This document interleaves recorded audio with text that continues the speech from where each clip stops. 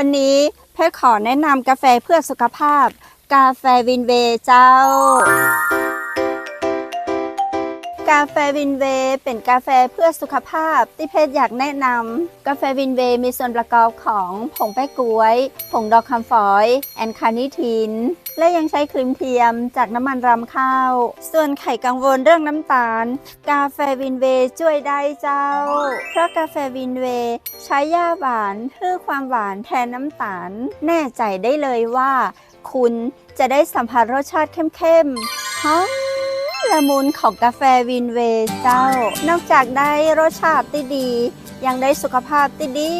ตามมาแหมตัวยเพราะอุดมไปด้วยส่วนประกอบสมุนไพรที่เป็นประโยชน์ต่อร่างกายทั้งสิ้นเพชรขอแนะนำเลยนะเจ้าอยากให้คุณได้ทดลองแล้วจะติดใจหาซื้อได้แล้วเนอะกาแฟวินเวย์ที่ร้าน FM Center หรือจะทักไลน์ Facebook เพชรหาไทยเพชรหน้าไทยก็ได้นะเจ้ากาแฟวินเวย์เป็นกาแฟที่ดีเพื่อสุขภาพของเฮา